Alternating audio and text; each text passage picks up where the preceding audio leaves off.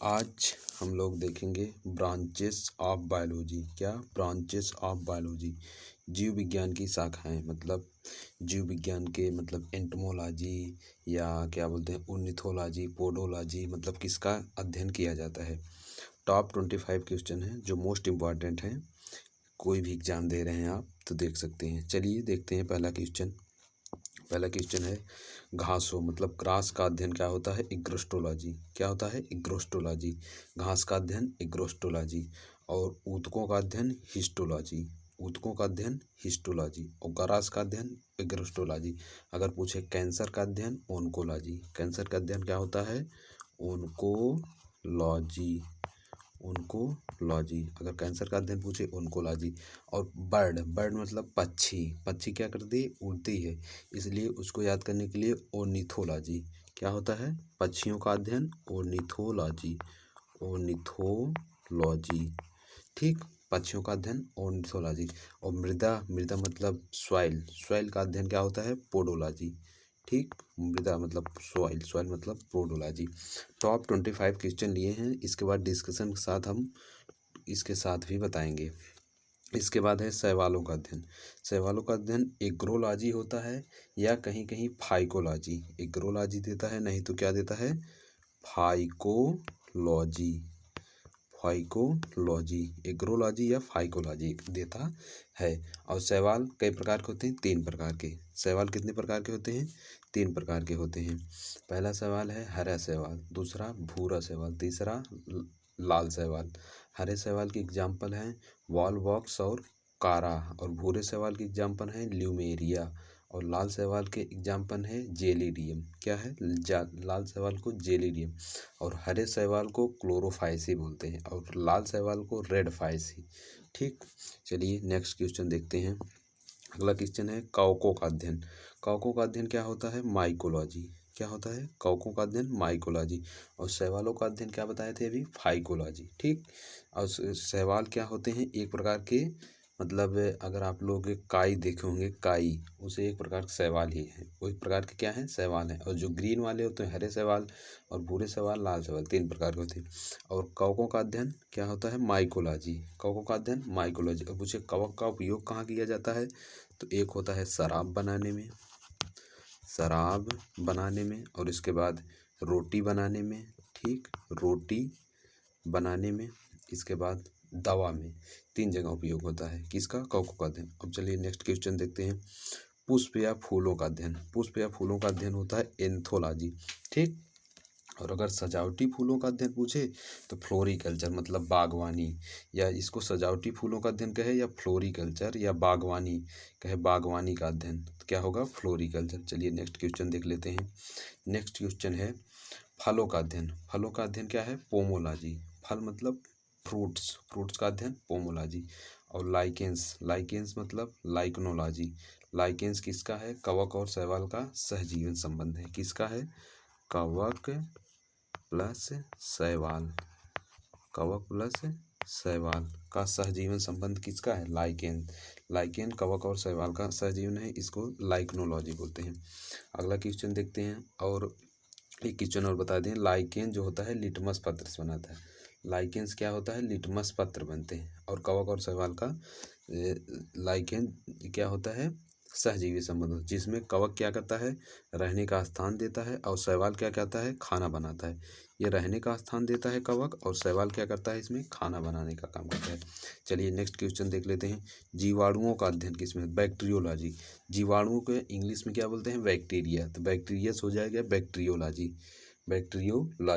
और बैक्टीरिया का अगर पूछे बैक्टीरिया किस प्रकार के हैं या बैक्टीरिया से होने वाले रोग, तो क्या प्लेग हो गया, डिप्थीरिया हो गया, हैजा हो गया, निमोनिया हो गया, टाइफाइड हो गया, काली खांसी हो गया, टेटनेस हो गया, ये सब कुष्ठ रोग हो गया। ये सब किससे होते हैं? बैक्टीरिया से होने वाले रोग थे। चलिए नेक्स्ट क्वेश्चन देखते हैं। विषाणुओं का अध्ययन मतलब वायरोलॉजी। वायरस इसका सीधा एग्जाम्पल है वायरस हो जाएगा वायरोलॉजी, ठीक। वायरस क्या हो जाएगा? वायरोलॉजी। और अगर वायरस के मतलब वायरस से होने वाले रोग के बारे में पूछे तो रेबीज हो गया, पोलियो हो गया, जीका हो गया, जीका वायरस जिसको बोलते हैं, डेंगू हो गया, आपको हेपेटाइटिस हो गया, और छोटी माता हो गया, सब वायरस से होते हैं। चिकन पॉक्स जिसे बोलते हैं छोटी माता। ठीक, अब चलिए सूक्ष्म जीव विज्ञान का अध्ययन, माइक्रोबायोलॉजी। सूक्ष्म कौन चीज़ होती है? माइक्रो मतलब छोटी चीज़, उसे सूक्ष्म जीव विज्ञान, माइक्रोलॉजी। वृक्ष एवं झाड़ियों का अध्ययन, डेंड्रोलॉजी। ठीक, वृक्ष एवं झाड़ियों का अध्ययन, डेंड्रोलॉजी। चलिए नेक्स्ट क्वेश्चन देख लेते हैं। वनों का अध्ययन क्या होता है? फॉरेस्ट्री। वनों का अध्ययन फॉरेस्ट्री। झीलों का अध्ययन लिम्नोलॉजी। झीलों का अध्ययन लिम्नोलॉजी। अंतरिक्ष संरचना का अध्ययन एनोटॉमी। अंतरिक्ष संरचना का अध्ययन एनोटॉमी। और कोशिका का अध्ययन साइटोलॉजी। कोशिका का अध्ययन क्या होता है? साइटोलॉजी। और कोशिका कई प्रकार की होती है? 2 प्रकार की। एक मृत कोशिका पहले खोजी गई थी जिसकी खोज रॉबर्ट हुक ने की थी, और जीवित कोशिका की खोज लीवेनहॉक। ठीक, और अगर पूछे सबसे बड़ी कोशिका, शुतुरमुर्ग का अंडा। और सबसे छोटी कोशिका पूछे तो माइकोप्लाज्मा।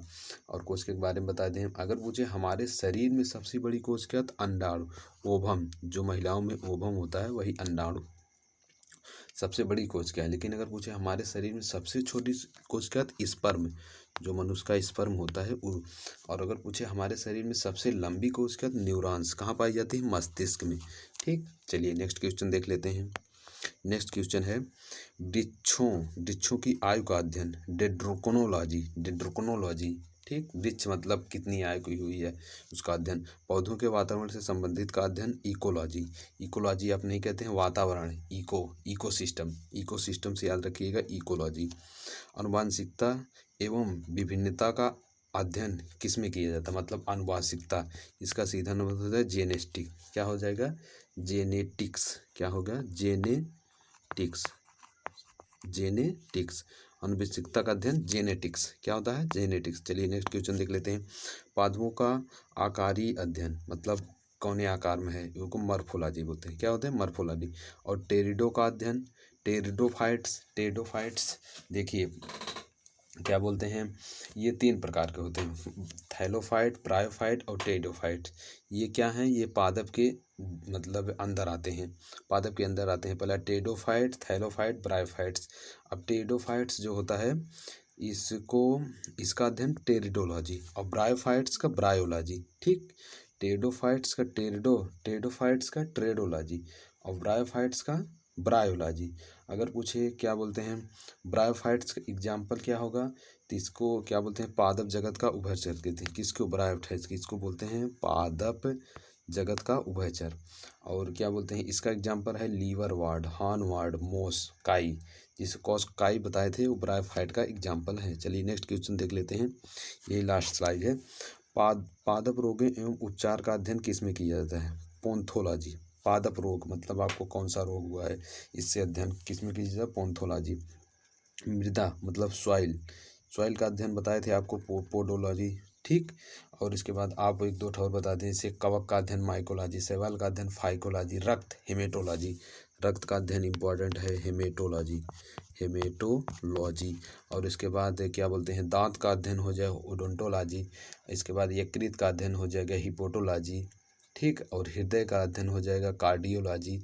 मस्तिष्क का अध्ययन हो जाएगा न्यूरोलॉजी। आपको बताए थे मस्तिष्क में सबसे बड़ी लंबी कोशिका पाई जाती है न्यूरॉन्स, उसी से याद रखिएगा न्यूरोलॉजी। ऊतक का अध्ययन हिस्टोलॉजी। कोशिका का अध्ययन आपको बताए ही साइटोलॉजी। मृदा का अध्ययन पोडोलॉजी आपको बताई ही दी है। बर्ड का अध्ययन बताए हैं। कीड़ों का अध्ययन, हाँ एक इंपॉर्टेंट है कीड़ों का अध्ययन, जिसे बोलते हैं एंटोमोलॉजी। चलिए लास्ट क्वेश्चन देख लेते हैं। फसली पादपों का अध्ययन एग्रोनोमी। क्या होता है? एग्रोनोमी मतलब फसल आपकी कैसी है कैसी नहीं उसके बारे में अध्ययन करना, एग्रोनोमी। और एक बता दें आपको, फेफड़ा मतलब पुल्मोनोलॉजी। आपको नहीं होता है पुल्मोनोलॉजी, लंग्स, फेफड़े। और किडनी का अध्ययन नेफ्रोलॉजी।